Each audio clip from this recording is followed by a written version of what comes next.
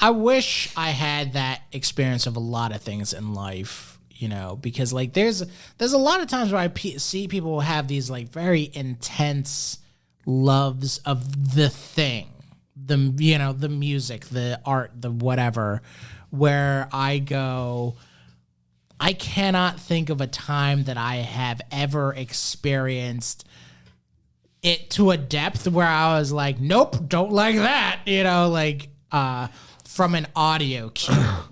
That brings me to, we recorded a Minisode a while back that we ended up dumping because it got way too real. Okay. But it started with this observation of mine, which is, for a guy who seems to obsess about media, I don't think I've ever seen you have an emotional... I've never seen you laugh at a movie. I've never seen you laugh at a comedy special. Mm-hmm. I've never seen you laugh at another comedian on stage. I can't imagine a movie touching you to the point where you cry. So I'm just fascinated by a guy who seems to stone cold let this stuff wash over him. One of the last movies I watched was Encanto. I hope I'm saying that right. The Disney movie. Yes. I was a goddamn mess at the end. I was a mess to the point where I was like, this isn't happening to me.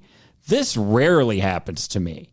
I usually just kind of go, oh, that's a little sad. I might sometimes get a little misty. I was a disaster at the end of that movie. It's funny that you bring up Encanto because so I saw it with the Toshas, and one of them was not okay with that movie at all. I wonder which one that was. The other one, we were laughing because we were just like, this continues Disney's trend of, I need my parents to apologize to me, but I don't know how to tell them that.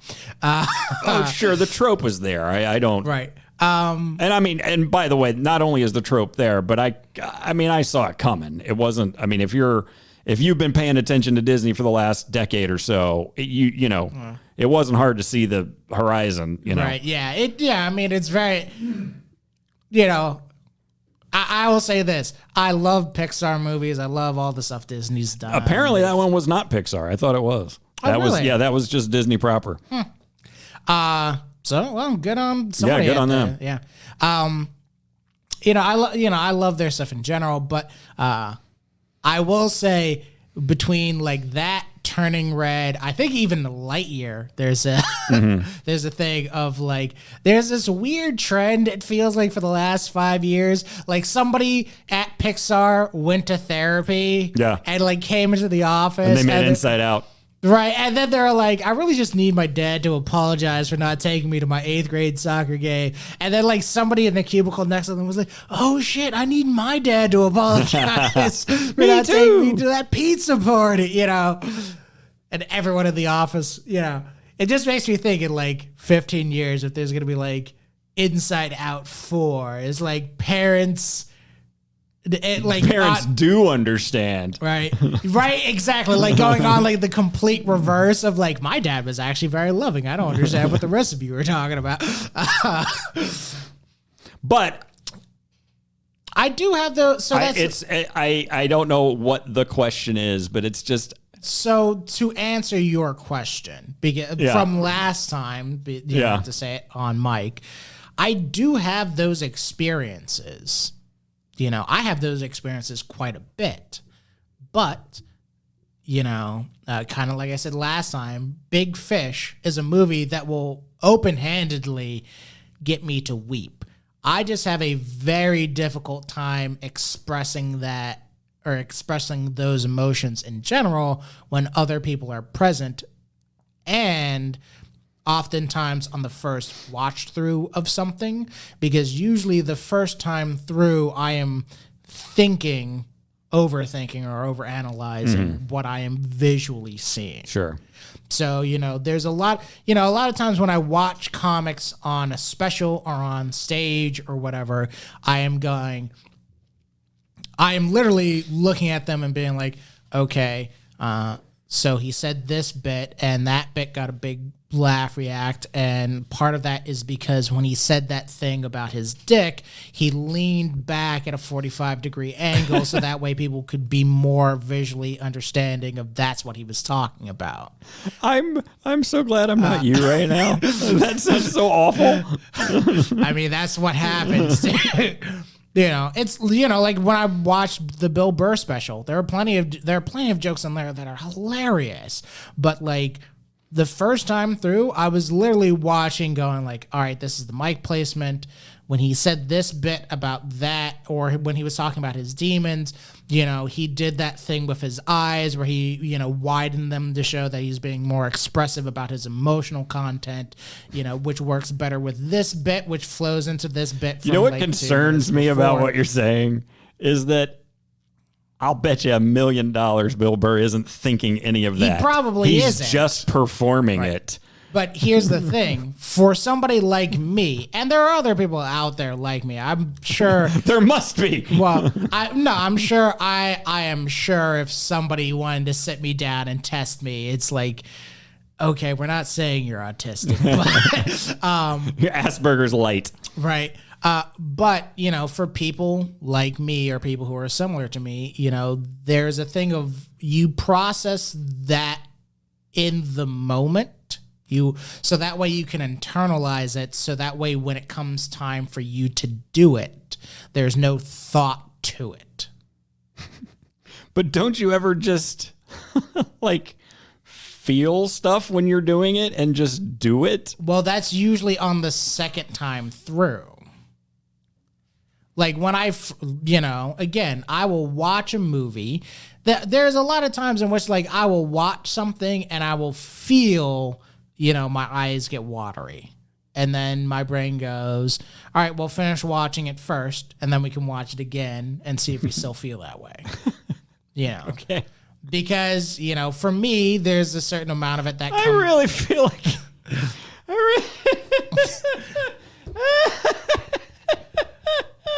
I really feel like I feel like I'm reading a serial killer's journal right now. Oh, fuck you. Like he's been locked away for 10 years and he's starting to figure out why he likes to kill people. Fuck you. Oh my God. Woo! God damn. No, man. Now I'm crying. A lot of that stuff just comes from like a basic stoicism. But no, because there's a certain belief that I've always had of like you manage your emotions. You manage, who you are and how you're. That's a real great way to be dead inside and never feel joy. Well, because you don't actually laugh when something funny happens. Well, guess what? I am dead inside. This is the reason why we didn't publish the first one. Remember, motherfucker? That's true. Oh, Jesus. You ever like laugh to the point where you feel like cleansed? Yes. I've just been saved. Oh, man. Yeah, man. Oh, man. I don't know. There's a lot of it in which, I experience all the emotions, yada, yada, yada, so I find myself a lot of times either overthinking the thing like we just talked about, or because I have already internalized a lot of the emotions and the process and the thought process, the second time around, it is just pure emotion. Like Big Fish, I will absolutely start bawling. And, like we talked about last time, part of the reason why is because I've already seen Big Fish a number of times to internalize the thought of, oh, yeah, no one's going to show up to your funeral more than likely. Well, we're not going to get into that because we'll have to turn the mic off. But first of all, that's not true. So shut up. And second of all, that's depressing. But also, like, didn't in that movie, don't the people show up to his funeral? Isn't that the whole shtick? So the whole shtick is that he's been telling these tall tales about he turns twins into Siamese twins. He turns this person into that person, whatever. But to what I'm saying in this context is the internalized thought is you will not get that. Okay. Well, that's not even crying at the movie. That's like some other shit that you're dealing with. That's like, oh God, now it's even funnier on another level. That's like you watched Abbott and Costello and went, this reminds me of when I used to get beat as a child, and you're crying over that. I mean, that, like, we can go that route, but, it's the thing of, like, you watch or read a story, you experience media or whatever. Have you ever in your life watched a movie, saw a character die or win or overcome or whatever, and had an emotional reaction to the thing that happened in the movie? Yes. Okay. That's what I'm trying to get to. I'm trying to think of a good example. I'm trying to think of a time that's ever happened to me ever. No, well, I mean, like, like going back to childhood, like to this day, childhood in the last 5 years. Let me finish. Let me finish. As a, going back to childhood, a good example of like Who Framed Roger Rabbit? To this day, I still freak out a little bit watching that shoe get dipped. Okay. Into the dip. Yeah, it's an upsetting scene. It is and it's part of me that's like, oh no, the poor shoe, yada yada yada. Yeah. I have those experiences plenty of times, watching movies, but a lot of times, again, that ends up being on the second playthrough because there is part of me that is either watching the movie and just kind of parsing the story and trying to understand it from either like a script writing perspective or from like a film perspective to be like, okay, why would you film falling down in this light? Mm-hmm. Right? Why would you film, the Avengers in this context? Okay, you do this because that way you need this character to look morally superior. So, you put the camera angle at this position as opposed to this position, Civil War. When is the last time you got sucked into a movie the first time where that stuff evaporated? Ooh, that is a much harder question to answer. I cannot think of anything recently. Mm-hmm. So I think some of what you're talking about, as much as I'm shitting on you, some of what you're talking about, I do think there does come a point where once you know how the sausage is made, it's hard to not see the sausage. Mm-hmm. I was watching The Changeling last night, and George C. Scott's in it, and he's fucking awesome. And there was this one little moment where the woman basically dismisses him. Okay, well, you can go now. And she kind of pushes past him to get through the door. And so he's like a giant compared to her. He's a big guy anyway, but then compared to her, he's like twice her size. And he kind of, I can't do it audio, but he kind of backs up against the door and kind of makes this face like, okay, I guess she's pushing her way past me. And then he kind of looks at the woman next to him like, okay, I don't know. I guess she's just like pushing past me right now. Mm-hmm. And it was so natural that there was a part of my brain that kicked in and went like, no, that's just good acting. Right. Because he's not actually experiencing that emotion.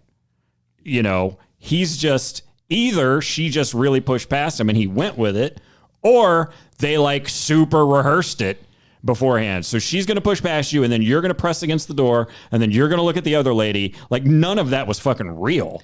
Right. And to me, to your point, my experience with movies a lot of times tends to be let me experience this thing kind of like a rehearsal on Sure. the first time Okay. through. And then the second time is just the natural reaction. It is. Okay.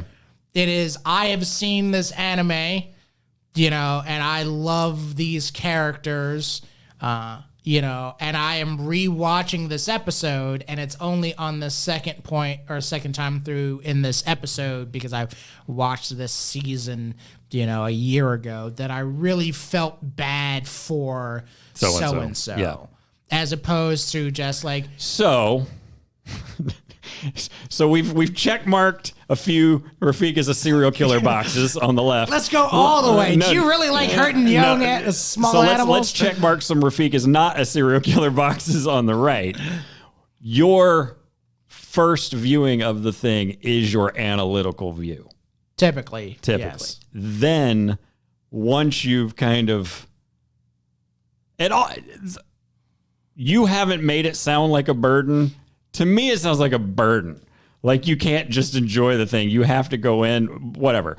So your first viewing is your analytical viewing. Now that you know what's coming and you've already seen that low shot and that acting moment and the whatever, now you can actually just experience characters in a situation. Yeah. I mean, usually. I mean, sometimes, you know, it'll take me like... You know, especially when it comes to like comedy specials and things like that, it will take me like 2 or 3 times through, because, you know, there's a first time where it's like, all right, I'm viewing this and I'm parsing everything.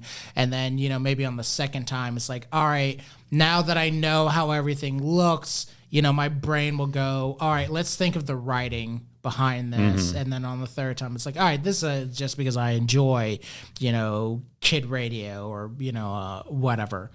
Special. Okay.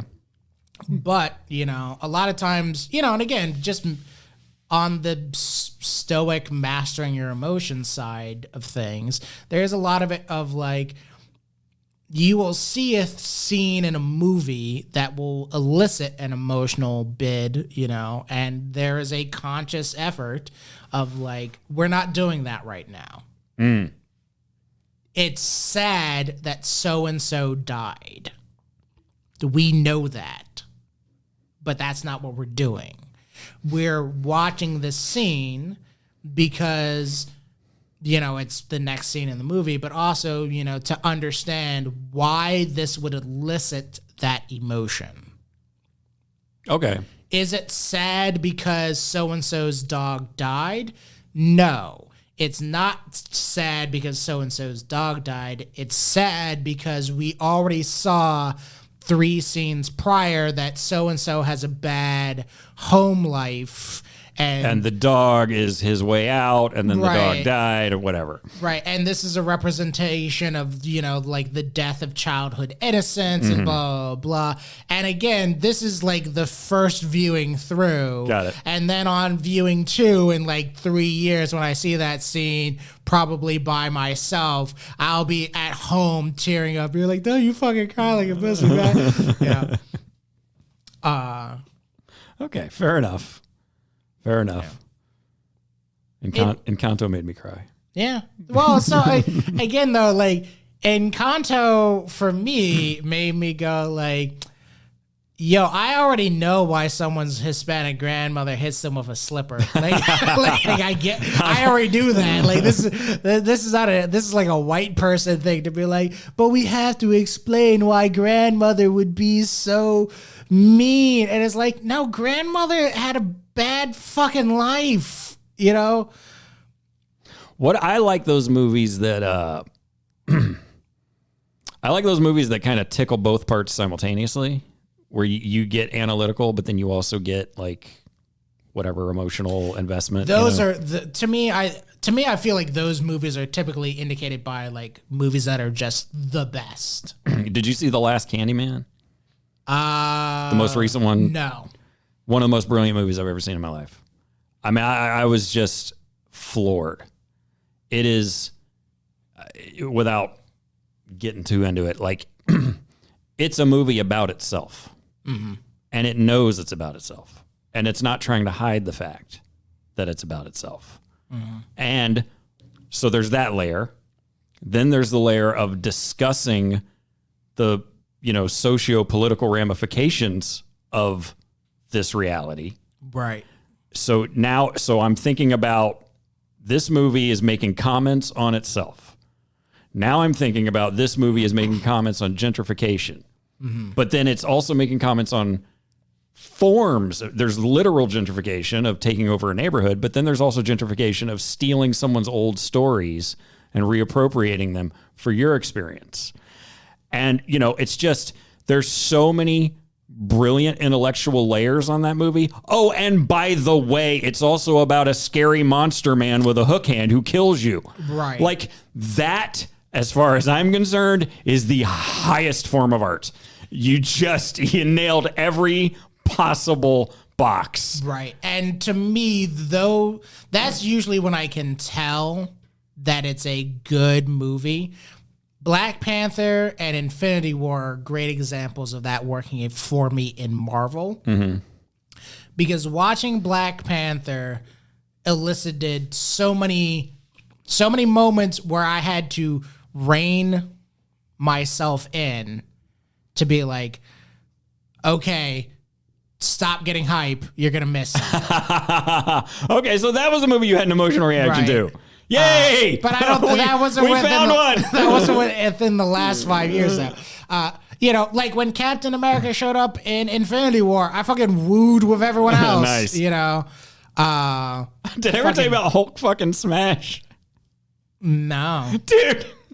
When the first Avengers came out, me and a whole big group of guys went to go see it. And, they very intentionally keep the Hulk like at bay in the film. And finally, they turn him loose. Cap is giving orders. You do this, you do this, you do this. Hulk, smash. But then they don't just cut to him smashing. It shows everybody else doing everything. And then finally it shows him like beating the shit out of aliens and slamming them into walls. And then if you were in the theater that day, you heard a lone voice in the back go, Hulk fucking smash! I lost my mind. Right?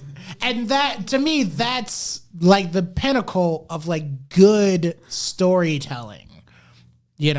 Good storytelling passes the emotion from what you're seeing and hearing into you. It's that boomerang that you talked about before.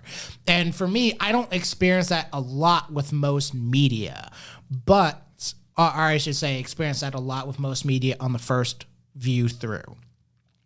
But when I do experience, I go, oh, this is a good film. Yeah. This is a great, thing, because you took the thing from the movie and pulled it out of my head.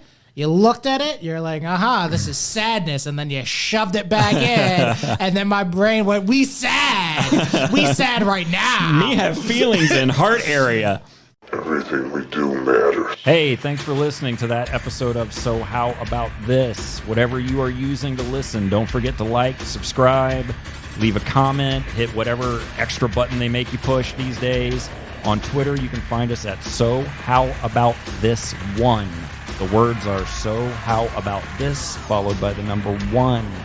Leave us some beautiful comments there. Ask us questions. If you want us to talk about something on the podcast, let us know. We'll bring it up while we record, and we'll see you next time.